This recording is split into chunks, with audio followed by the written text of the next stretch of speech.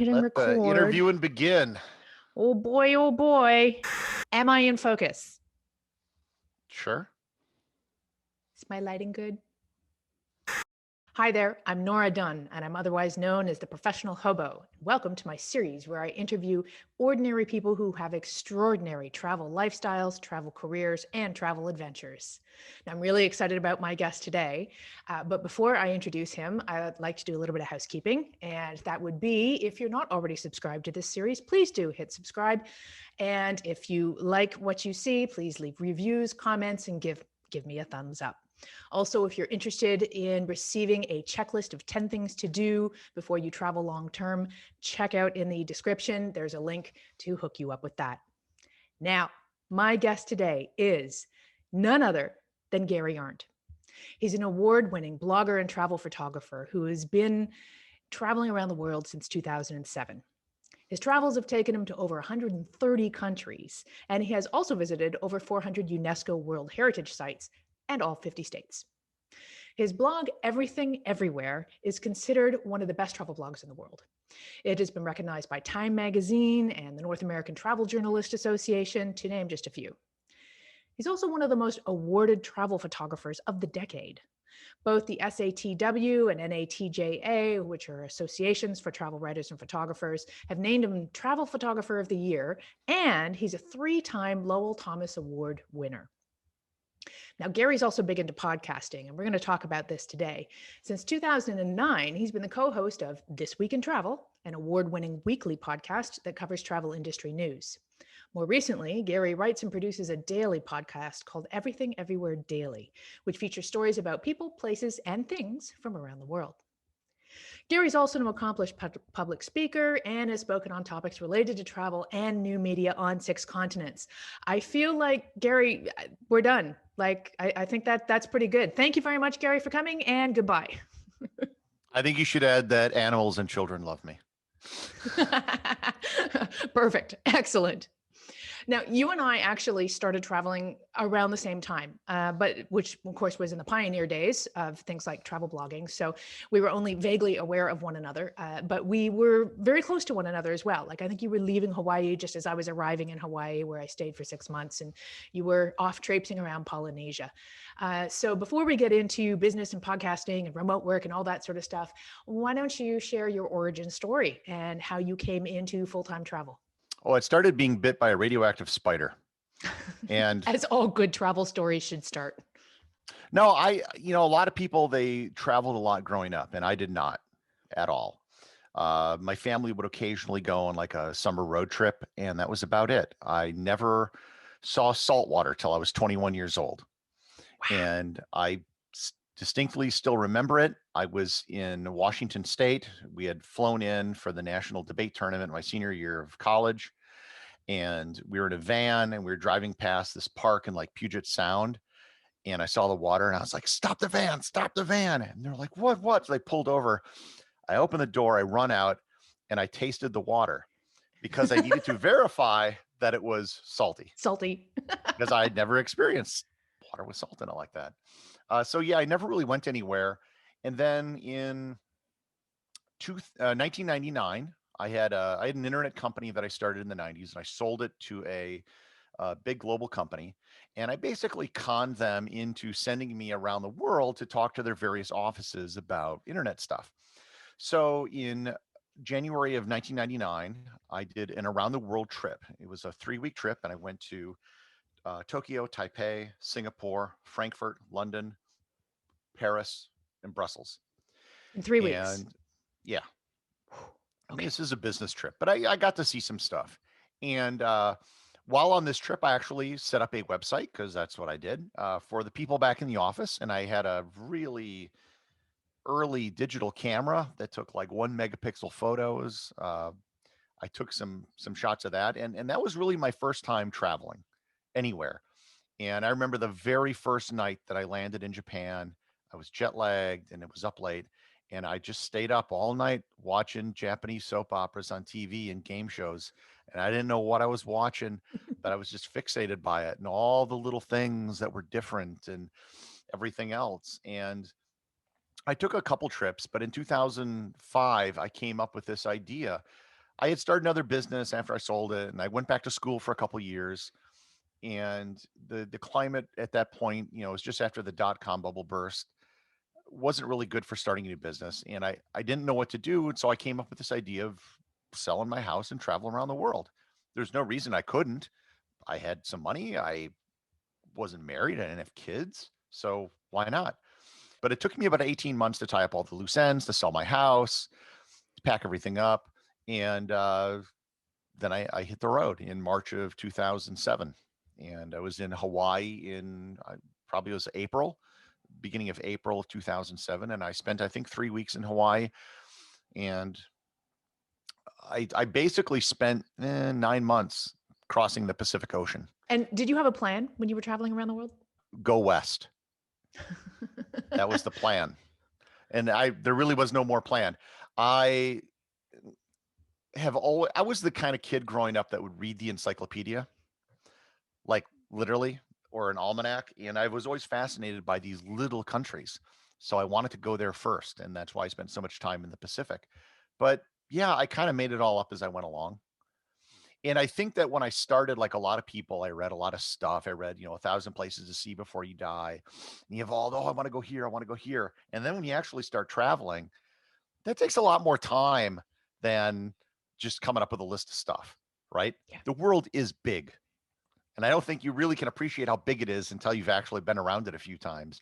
And even after doing this for like a decade and a half, my list of stuff I want to see is probably larger now than it was when it started because I'm aware of more stuff now.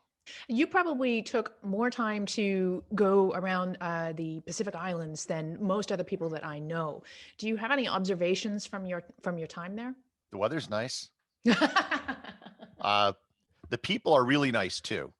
They're some of the really the kindest, nicest people in the world. You go to places like Samoa, and I wouldn't want to get in a fight with them, but they're really generous, really giving. It's pretty easy to get around too, for the most part, except for like French Polynesia. English is spoken pretty much universally. They have very close ties with Australia and New Zealand in most of the islands, or the United States if you're talking about the Micronesian islands. And very few people visit because it takes forever to get there. No matter where you're coming from, unless you're coming from, say, New Zealand or Australia, it's going to take a long time to get there. And you're probably going to pass through some other tourist destination along the way. So these places get very few tourists. And I remember going to the Solomon Islands, and no one goes to the Solomon Islands. I think it gets 10,000 visitors a year, and that includes, people on government agency type things. I went to the island of Rennell, and I asked them how many visitors they got a year, and they said 10. Wow. Maybe that's doubled or I don't know what it is now, probably more, but it's not a lot. And then I remember they took me one day down to this beach that used to be where the ships landed. They have a new kind of port now. And they didn't remember anyone having gone down here in years and years. And this was a beach that had been basically untouched by humans for, several years. And it was really kind of an incredible thing that there are places like that where you can go that, and I've vaguely talked about this a few times. I don't really want to give it too much because if I'm ever wanted by the law or the mafia or something, this is where I'm going to go because no one else knows where it is and it's pretty much impossible to find. I read a book a little while ago called Surviving Paradise, and it was written by an anthropologist who, for his, I guess, for his dissertation or something scholarly, he spent a year in an island, on an island that had just barely been touched by civilization as we know it. And he was obviously looking at studying this culture. Did you encounter many, if any, islands that had not seen much in terms of Western or even any kind of civilized influence? I use civilized very loosely. No, it's not like people are running around in loincloths. Even in places like Tuvalu, which is the least visited country in the world. I mean, no, they know what's up. They may live in material conditions that are a little bit less than, what you'd see elsewhere, but for the most part, yeah, they watch the news, they know what's happening. In fact, I had a very interesting discussion. I wrote an article on this. I met a woman in Samoa from New Zealand, and we were at this guest house. And in the evening, she was complaining one day about how all the Samoans had television sets and cars. And she was expecting this to be some sort of cultural zoo where she would see people living like they did hundreds of years ago, and not realizing she was visiting today. And like anyone else in the world, they have, cars and internet and things like that. Still a very unique social structure, but it's not necessarily a very visual thing. Uh, their village systems and their family systems are still very strong, but that's not something you're necessarily going to be able to see if you're just walking through a village or something. Now, this was just the beginning of many, many years of full-time travel. How many years did you travel full-time at all? About 9. About 9. Okay. And So quite what, frankly, that was probably too much. yeah, amen to that. I was having a chat with Sherry Ott in another interview, and she did 11 years and I did 12 years. And she and I also both admitted that we were probably past our expiration dates, and we'd pushed it a little too far. But actually, the act of establishing a home base after being nomadic for that long presented some challenges for us. Was it challenging for you as well? Yes. Um, Why? I think for the first year I had an apartment, I didn't cook a single meal. I ate out every meal because that's what I Why? was used to doing. Because I'd never cooked meals when I was traveling, right? You'd always go find someplace to eat. You don't have a kitchen. Um, and so I was living, yeah, I was in one place, but I was kind of living like I was still traveling. Hmm. I had all this clothes from before I started traveling, yet I still just continued to basically have a Wear small three bag of outfits. clothes. Yeah. Yeah. I mean, and I remember unpacking all my stuff as well. And it was like I had hit a pause button back in 2007, and now I was hitting play again because all the stuff I remember putting it in the boxes, a decade earlier, and now I'm taking it out. And it was also weird because I was living in the Twin Cities when I started traveling. I went back there when I got a place again. Everyone else's life was not on pause for a decade. They moved on. They got married. They had kids. They did other things. And it was not the same, right? And Mhm. there's social things that are different.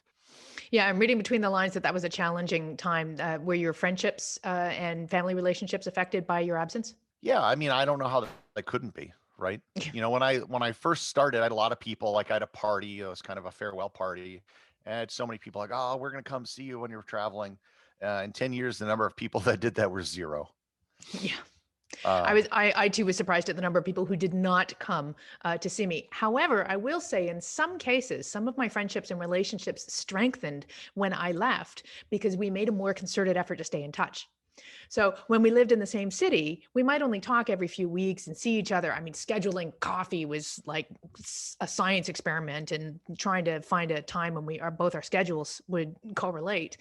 And yet, when I was further away, we would actually communicate with more frequency, and there was a little more intention to it. So I found it went both ways with relationships. well, the other thing is that when we started in 2007, social media was not really a thing yet. Twitter existed. Facebook, I think you still needed an invite for someone to join. So it wasn't like it is now. It used to be you went to school and then you graduated and you never heard from most of those people again. Yeah, Now you see their status updates on Facebook all the time. yeah. So the way you keep in touch with people is in some ways very different. I started traveling when I was 37, and it's not like I was in my 20s. Yep. And that's a very different experience when you're traveling. Uh, because you can go to hostels, and I've seen a lot of people there in their 20s and they're just there to party basically. And I wasn't really there to party.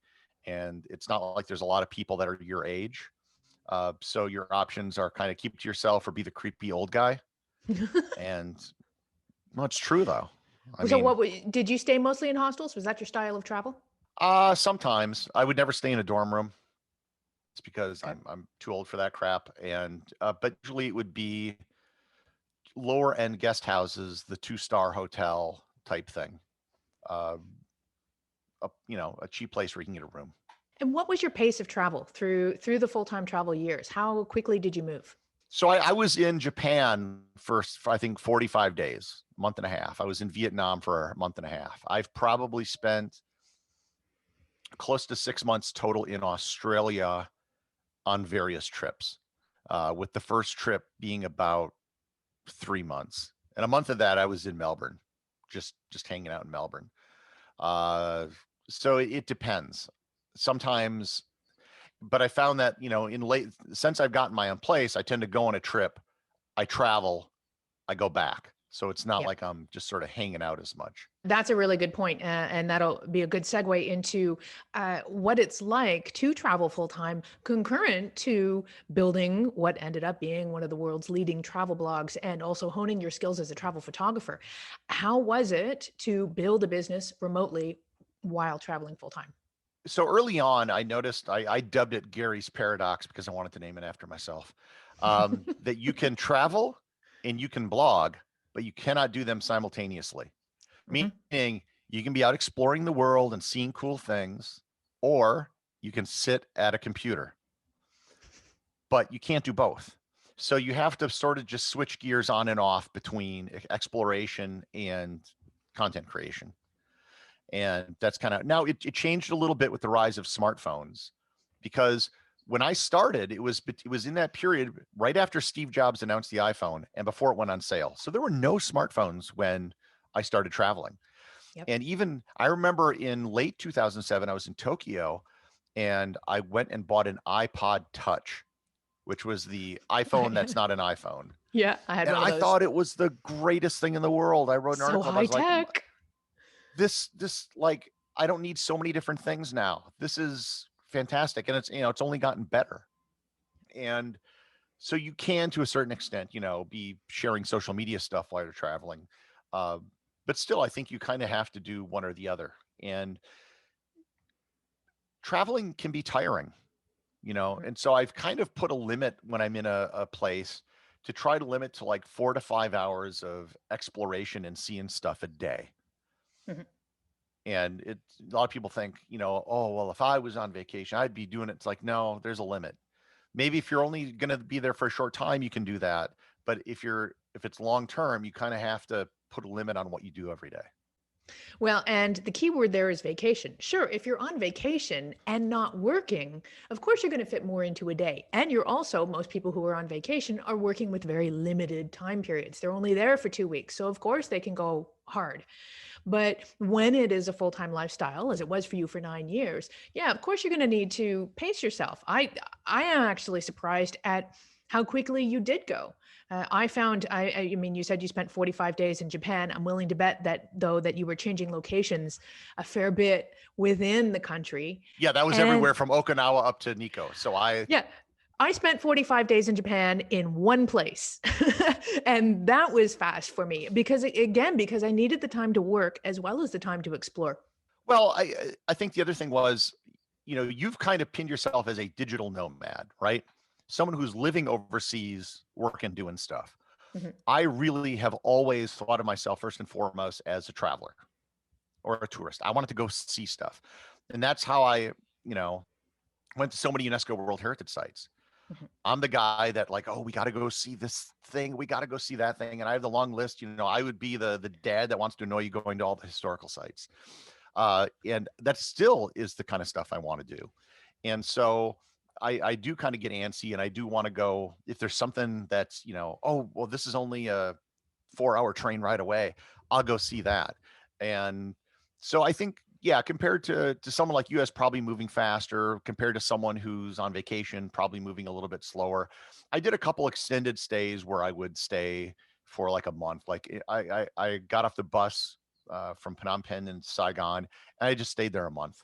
Yeah, well, what blows my mind is that you were able to still travel at that pace and build a leading travel blog. Like, what magic fairy dust do you have up your sleeve? That did you not sleep, or do you outsource? Like, how are you able to get everything done?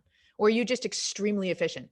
I'm very opinionated, not as Yes. much anymore, but no, a lot of things about travel. I would have a take on something, and that I think kind of brought me a lot of attention. I still do. I don't usually write about it as much anymore. But back in the early days of this stuff, that brought me a lot of attention. And as things have shifted, and now it's all just SEO listicles. I don't do that. I don't like a lot of that because it's not enjoyable, and it's not really something I'm passionate about. Well, and I guess as well, because you were also developing your skills as a travel photographer, if you didn't have time or the wherewithal to write and publish a post, you posted a lot of photos. You would do photo of the day, photo of the week. So I guess that was a little less labor intensive than maybe trying to write a post. I did a daily photo every single day for 8 years on my website. And that was a big, and this is before Instagram, right? So there wasn't something like that you could do. That was a huge part in becoming a better photographer because you're putting your work out there in public to get criticized. And it also, I'm, I, I was really good at gaming algorithms. And for a while, I had exactly what Stumble Upon wanted. And for those of you who don't remember, that was kind of a thing where people would hit a button and they'd get a new web page, a new web page. And it turned out they tried integrating it with Twitter at the time, and I had a decent Twitter following, and I was getting like a 500,000 page views a month from like Stumble Upon at one point in 2010. It was crazy, and Wow. but the algorithms give, the algorithms take away, and that eventually died back down. But yeah, the photography was a huge part of it, and eventually I just kind of got better and just try to suck less all the time. Words to live by. I like it. Well, do you have any advice for people who are perhaps newly minted remote workers who want to take their work on the road and sample long-term travel? Go do it. I mean, I realize that's kind of flippant, but at the end of the day, travel is not rocket science. You buy a ticket, you go somewhere, and then just stay there. It took me probably a couple of years to carve out my travel style, to kind of figure out the pace of travel that worked for me, the sort of places I like to stay, the sort of activities I like to do. That there was, and that was kind of an adventure, learning what worked for me, and what worked for But me was not what worked for other people who were working remotely. but the only way you can figure that out is by doing it. Is to do it And exactly. what stops a lot of people is fear. Fear of the unknown. Like I've been to, and you probably had this happen. You go somewhere, and everyone's like, "Oh, be careful." And it's like, "Well, why are you saying that?" "Oh, I saw some on the news." And it's not that these places are dangerous. Every day, every single day, today, whatever day someone's listening to this, 7.5 billion people on Earth will not be murdered. The only thing we hear about most places in the news is when something bad happens. Yeah. So we have negative views in most places, and we're afraid. When I started my trip after I was in Hawaii, I went to Tahiti, and they didn't speak English, and I was by myself. They speak French, which now who cares? But um, I was kind of intimidated, and Yeah. they have these buses, these cheap buses you could take to go into town. And I was afraid to take it. So I took a taxi instead because it was easier. Now I would have no problem, but that's just a matter of confidence and having done this so long. Now you could drop me into the middle of Turkmenistan, no problem. I, I don't speak, Turkmen, but I know I can get by, right? I Yeah. can figure it out because there's just certain skills and confidence you get traveling that you'll be fine. And until you do it, you don't develop it. Yeah. And that's why I'm saying you just have to do it, right? It's like ripping off a band-aid. You just have to do it. And if there are people thinking about it, well then go somewhere. Go for 2 weeks. And I have done this many, many times, far too often and it's only blown up in my face once. Um, I will often go to a place with no hotel, no plans, no nothing. I just show up. And nowadays, especially, so long as you have connectivity, you can do all of this on the fly. You can book your hotel room through various apps or a hostel or whatever. You can get transportation, all this stuff taken care of. It's not a problem. And the only time it ever blew up in my face is when I was in Tokyo during their Thanksgiving weekend, and all the hotels were booked, and I had to stay in a capsule hotel Mhm. for which was an adventure in and of itself. But other than that, you can usually get by. And the other advice I always have is to your ability to adapt is more important than your ability to plan. And I think when you're about to go on a trip, there's this temptation to plan everything down to the last detail. And Mhm. now I never plan anything. It's like, well, I'm showing up. The last international trip I took was last year. I was in Portugal. I was there for a conference, and I had 10 days at the end of the trip where I was going to stay a little longer because they were flying me in and out. So I had the plane ticket. I had no idea what I was going to do until the morning that 10 days started. Mhm. Maybe I could fly to the Canary Islands. Maybe I could go to the Azores, or I was going to rent a car and drive around. I didn't know what to do. So I'm like, I'll go to Sintra. So I went there, stayed a day. I'm like, I'll stay there another day. Extended my hotel. Then I'm like, yeah, I'll go to this other place. Where can I rent a car? Over here. So I rented a car. Drove around. I just made it up as I go along, and that's kind of how I do it now. Mhm. I don't know if I'm advocating this, but it's what I do. With regards to remote work plus travel, your advice is a little bit counter to what some of the other people I talk with say. They say go slowly. They say, plan some things out at least. Partly because, I mean, if I put myself in the shoes of someone who is telecommuting, so they had a job that was formerly in office. Now their job is remote, but it still requires them to be online certain hours during certain hours, or to have meetings, or to have a certain degree of connectivity. I would feel in order for them to be remotely productive in those obligations, plus to get anything out of the actual travel experience, perhaps going completely by the seat of their pants might not be the easiest strategy. I think there's a balance in there somewhere. If you're there to work, so let's say, just for example, that you go to Estonia because they have a pretty good visa thing. So let's say, Yep. okay, I'm going to go to Tallinn and I'm gonna work in Estonia. So you got yourself a place and you're gonna be there for a year. So there's a whole bunch of stuff around Estonia. You say, oh, I can go to Latvia, I can go to Lithuania, I could take a ferry, I can go to Helsinki, I could go to St. Petersburg. They have this special visa thing. Belarus has a special deal where you can fly into Belarus for 5 days without a visa. I think that's actually extended now. So there's all sorts of stuff you can do in that region.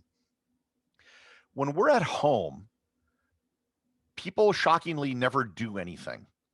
Like there are people that were born and raised in New York that have never been to the Statue of Liberty.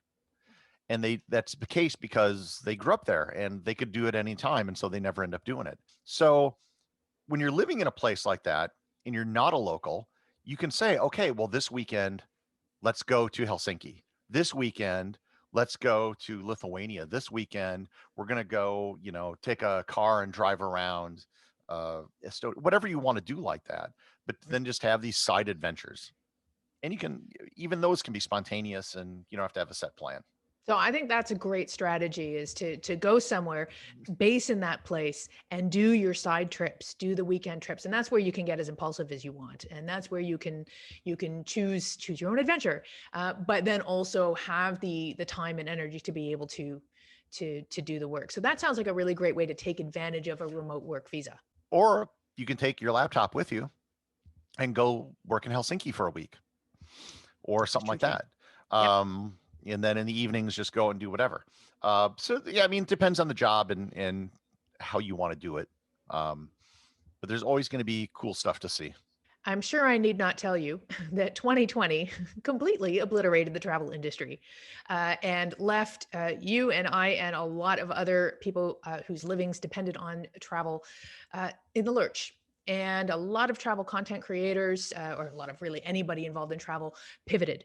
And they found something else to do that maybe was or wasn't related to travel. You did something that I thought was absolutely brilliant, because you're still your website is everythingeverywhere.com, with a little dash in between the everything and the everywhere. And what you did was you started a podcast of the exact same name, but with a completely different topic and subset of information. Talk about Everything Everywhere Daily. So the name of my website is one of the more brilliant things I've done. Because it's not, backpacking Gary around the world adventure or something like where you're really kind of stuck to this one thing. I mean, it is literally the most generic name you could almost pick, right? Everything, everywhere. Everywhere. So I could easily pivot into whatever I want. At first I thought, oh, this will be over in a month. Right. Yeah. In fact, I was literally planning for things in like April of 2020, because at the time it was like happening in China. I knew this guy in China. It's like, oh, maybe we could organize something to help bring people into China. No. And it kind of dawned on me in June, this is going to last a really long time. And even if things got back to normal, the industry is going to take a while because these businesses have been hammered, right? Mhm. What a lot of people have done who had websites like me is they've either doubled down or they've simply gone in a different direction in travel. And a lot of them have started destination websites, which is not a bad idea. For wherever they live, it's like the authoritative thing for this city or something like that. And the problem with travel has always been, so I have friends who do other types of websites, science websites, food websites, fashion websites. And I noticed in talking to them, they get far more traffic than travel websites do. And because people only care about travel before they're about to go on a trip. We don't follow travel in the same way that we do sports or politics or celebrity gossip because there's always something happening. There's always a new iPhone that's going to come out. There's always some political scandal. There's always a new season of whatever sport. We're not making any new islands in the Caribbean. They're done. The Roman ruins, they're all there, right? We're not They're making still any more. old. Yeah, it's not something. And even if you look at like what the industry sends out for press releases, it's like, oh, we have a new general manager at this Hilton hotel, and no one cares. No one cares. There are 300, I think, probably more than that, hotels in New York City. If I do a hotel review and I say it's a nice hotel or I say it's a bad hotel, okay, so now you have a choice of 299. I haven't really helped much. At the end of the day, you're going to go to hotels.com or Expedia and you're going to pick a place that's cheap in the neighborhood you want to go. Because in reality, all hotels are kind of okay. And nice ones are nice. And that's the way it is. So this podcast let me put one foot in travel. I can still talk about all the stuff that I experienced. And I've done episodes about some of those things, about the places I visited. But it's not a travel show per se. I'm not talking about hotels and whatnot. I talk about science in some episodes or, whatever.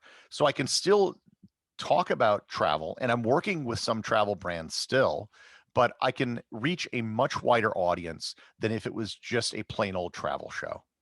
And that is in, and so since I've started it, it's been a lot of work, far more work than anything I've done previously, to be quite honest, because I have to do it every single day and it's a scripted show. But the podcast has grown quite a bit. It's growing pretty fast. It's now getting 60,000 downloads approximately in January, up from 6,000 when I started it in July. And I enjoy it so much more than blogging, where 90% of everyone's traffic, probably more than 90% now, comes from Google. It's all done on search. It's ephemeral traffic. You're not building an audience. It's just drive-by people answering their questions. They come to your site and they never return. I'm actually building a fan base of people who are listening to my voice every day, building a bond with me. And I'm far more optimistic about what I'm doing now than where I was a year ago before all this started, believe it or not, even though of all the crap we've been through. Wow. And you really have made the best then of a situation. I will say, actually, going into 2020, before the pandemic was but a glint in our eyes, I also too was looking for a change. I was looking to try to make some sort of change in business. I was probably feeling less than enthusiastic about the business model that I had of a website for many of the reasons that you just cited, in terms of, being a slave to the Google and not necessarily being able to bond with an audience and create a really loyal fan base. But you've certainly, the daily podcast, the fact that your podcast is daily, I think is a real stroke of brilliance from a business point of view. Because not only is it very easy to listen to, you're a 10-minute part of my morning routine every day when I learn about something random that you're talking about. So it's enjoyable from a listener point of view, but then also from a numbers point of view in terms of downloads. If you get a new subscriber and they want to download all your back episodes, that's really good for your numbers, no? Yeah, I don't know how much in the weeds you want me to get into it, but from a business standpoint, a daily podcast works so much better than a weekly podcast. It's not even funny. I mean, at a minimum, you're getting 7 times the number of ads which can be read per week from a weekly podcast. Now, it might be a little different. You might read 2 in a weekly show because it'll be a bit longer, but the economics works out so much better. In fact, one of the ways I've been growing the podcast is simply doing advertising. I'm running ads on podcast apps, and the value of a subscriber to me, and I can easily do the calculation for how much it's worth. It's about $14 per subscriber per year. And the cost of acquisition is usually under $1 per subscriber. And that's a huge change. And the economics of that don't work out as well if you're simply doing a weekly show. And I'm doing this and I'm just like scratching my head. It's like, why isn't everyone doing this? This is like free money. I mean, I don't understand it. And it all has to do, I think, with the work you have to put in to do a daily show, a daily scripted show. It's not like I'm just, here are my thoughts today, and or I'm talking to a co-host or something. No, I have to research and write, approximately a 1,500 word script every day.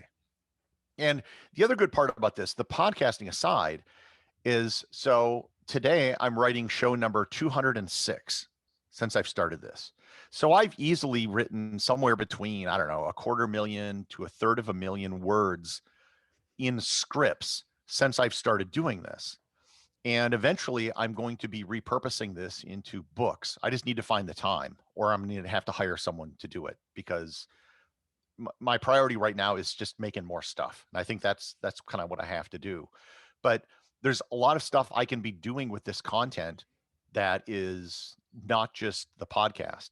I can take the audio files and hire someone to put in some images and make YouTube videos out of it. So I can repurpose this stuff later on in a lot of ways. It's just that, and originally I thought I could do all this, and I'm realizing now, no, that ain't going to happen. What I have to focus on right now is creating the content, and the scripts aren't going away.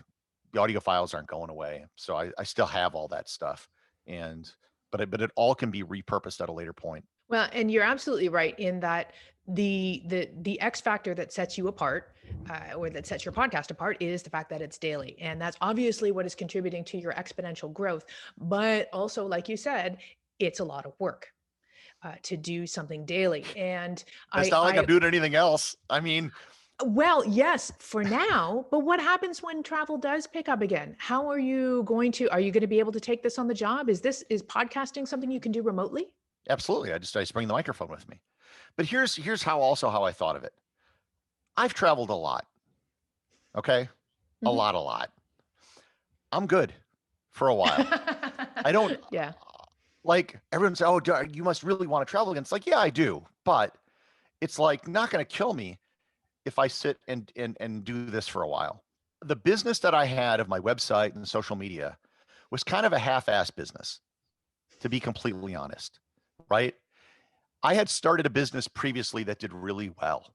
I sold it for a lot of money. That was a real business. I had employees and everything else.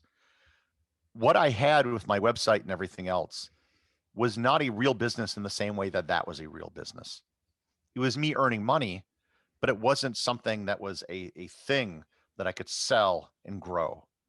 What I'm doing now, I feel, is much more of a real business.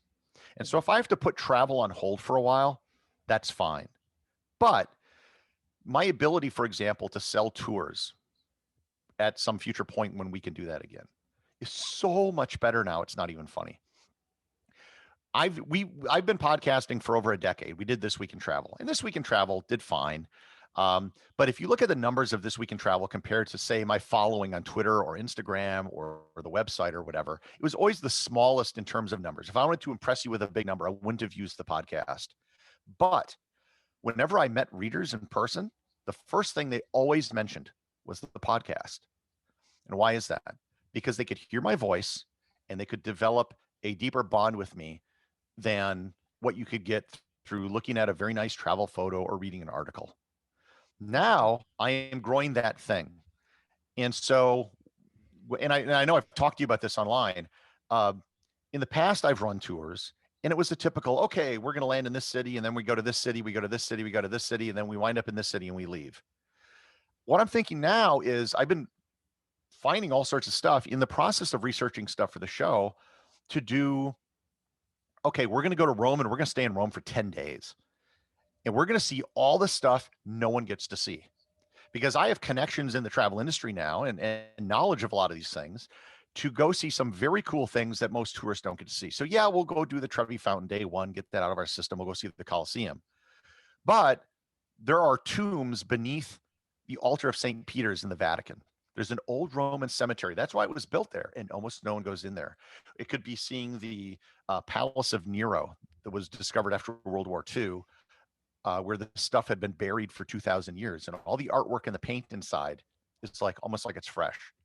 Or taking trips outside of Rome to Ostia Antica or Hadrian's Villa, that no one goes to these places and really get to see a place in depth. And so that's what I'm currently thinking about. And I think it would be a much more meaningful and easier tour to run just logistically. A different take on travel and on doing a tour, a way to capitalize on your podcast audience in a way that probably not a lot of podcasters are doing as well, and also a way to capitalize on your existing audience through your travel blog and social media. It is, you are really creating the everything everywhere empire, and it all fits together really nicely. Though the thing is, travel is only going to be a part of it. And I think that maybe is the biggest difference, is that before it was, because I was traveling, everything had to be about travel. Mm-hmm. Yet now that I'm not traveling, I realize, okay, it doesn't have to all be about travel. Mm-hmm. It can be about, if I wanted to pick a word, it would be like curiosity, that I would really want the brand to be about, to learn about the world. Now, travel is the best way to learn about the world, undoubtedly. But it's not the only way. And people can learn about things, whether it's through a podcast or reading or whatever, about things that they didn't know about. And that's what I want it to be about. So yeah, I'll be doing travel. I'll be running tours in the future, but I don't feel that the brand has to necessarily be about travel and only travel. And if anyone wants to listen to your podcast or discover you online, where can they find you? Oh, I'm the easiest person to find. You can just look for Gary and Travel on Google and you'll find me. Go find the Everything Everywhere Daily podcast. It's everywhere you find podcasts. You can find it Stitcher, Apple Podcasts, wherever. And yeah, the episodes are short. They're usually under or about 10 minutes long. And every day, you don't know what you're going to get. It's like a box of chocolates, and it's going to be something that you'll learn about that you probably didn't even know that you didn't know. And it's exactly true. And you cover all kinds of interesting topics. Some of my favorite episodes are random things like, where does the expression was it the greatest thing since sliced bread? You do a whole episode on what that saying actually means. Well, here's the thing. You've told me like, oh, I like this episode. I like this episode. And I've had other people, they like completely different episodes. Yeah. And so I've tried to find like, okay, is there like a common thread? What are the most popular episodes? And I cannot find one. Because like I said, it's like, or like jelly beans, like you eat jelly beans and occasionally you come across a jelly bean that just sucks. Yeah. Okay. But some are like really good. And then you go picking through looking for that color. That's what your podcast is. Kind of, but everyone likes a different flavor of jelly bean. And that's the thing. And so I don't know. I have a lot of these ideas. I have a evolving list. It's over 200 shows. So I have more shows lined up than I've done. But when I research a show, there's always just something else I learn about. Like my most recent show is about this Soviet satellite that crashed into Canada in 1978. And in the process, I learned a whole bunch of stuff about how do they retire satellites. This is one that went the wrong way, but there's a process for this. So I put it down. Okay, that's a future show. And I just come across these things all the time, and it just kind of grows. Well, you also have a following on Patreon. And if I'm not mistaken, your supporters on Patreon have the ability to give input as to shows that they'd like you to do in the future. Is that correct? Yeah. And you can even get producer credits. So I have on Patreon, yeah, I have an executive and 2 associate producer credits, and the executive producer one is taken, and one of the 2 associate producer ones are already taken. So if you hear it at the end of the show, that my producers, a lot of people think like they're helping me with the show. It's like, well, to the extent that they're giving me money, yes, but everything's done by me. We're going to wrap this one up. Do you have any final words of gloriousness for our audience about travel, remote work, podcasting, or just being awesome? I've always said everyone should travel for at least a 3-month period at some point in their life, whether it's after your school or when you retire or between homes or whatever. Um, Everyone should try to do it. I think 3 months is a good long trip, and you could do it longer than that if you want. But everyone should try to do that. And if you have a job where you can work remotely, then I think you really almost owe it to yourself to try to do it for a stretch. And culturally, so much has changed in the last year.